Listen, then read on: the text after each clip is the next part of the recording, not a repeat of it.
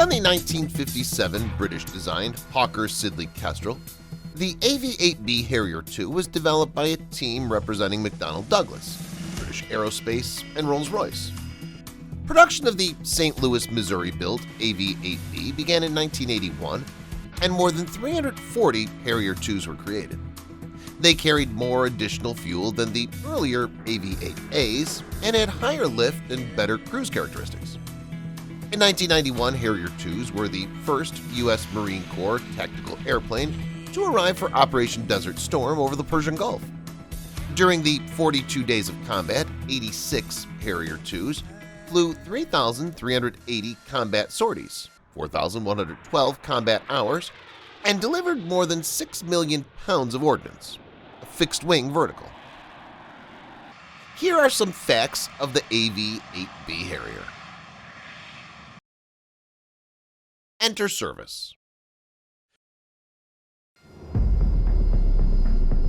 The first Harriers would enter service in 1969 with the Royal Air Force and soon the Royal Navy, eventually making its way into service with other air arms such as the United States. The aircraft would be developed into various versions, such as the dedicated Navy Sea Harrier version and the second-generation Harriers such as GR-5, GR-7, and GR-9. Highly experienced pilots were needed to be capable to fly the Harrier, as initially it was described as unforgiving, but it soon proved its flexibility with the RAF with a heavy deployment in West Germany.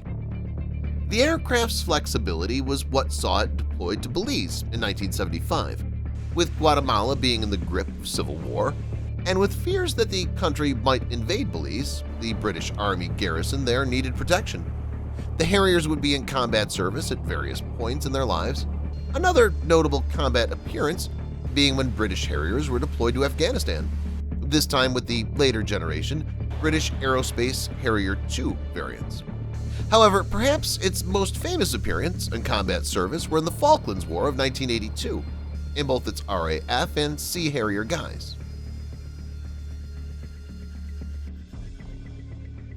The Falklands War. When Argentina invaded the Falkland Islands, Sea Harriers and HMS Invincible and HMS Hermes were deployed along with some RAF Harrier GR-3s. In total, 28 Sea Harriers and 14 GR-3s were deployed, and they were up against a much larger contingent of Argentine aircraft. The Harriers were up against Mirage 3 and Dagger fighters, as well as A-4 Skyhawk attack aircraft. Not one Harrier was shot down by Argentinian aircraft, with 2 being lost to ground fire and 4 to accidents. The Harrier's maneuverability meant the Argentinian fighters couldn't match the British aircraft in a dogfight, with some 20 Argentine planes being shot down in air-to-air action with the Harriers.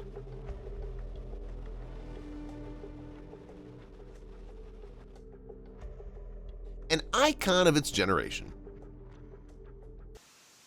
The Harrier was controversially retired from British service in 2010 after the Strategic Defense Review.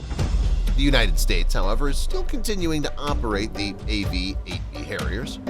The Harrier is set to be replaced by the F-35B Lightning II, although this aircraft's advanced vector thrusting additional engine has given it issues throughout its entire development. The sad thing about the British Harriers is that their early retirement was put down to budgetary reasons, but the aircraft had recently been upgraded to GR-9A spec and should have been in service until at least 2018, and its retirement angered many inside the RAF. America's continued use of the airplane shows that the Harrier was retired way too soon by the UK. Development of the Harrier. The Harrier's first form was that of the Hawker Siddeley P-1127, latterly the Kestrel, which first took flight in November 1960. The P-1127 formed the basis of the Harrier and outwardly was very similar to the actual production variant.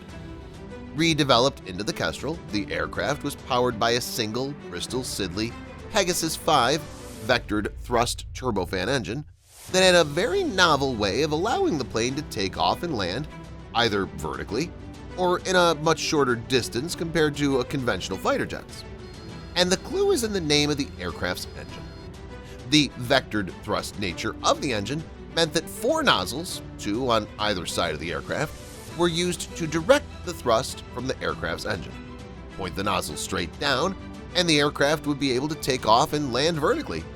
Rotate them around, and you could have them set either for a shorter takeoff run or a conventional takeoff if the aircraft was on a normal runway. The shorter or vertical takeoffs would be ideally suited for locations such as in Germany, taking off using Autobahn, or in remote forest areas in a battle situation.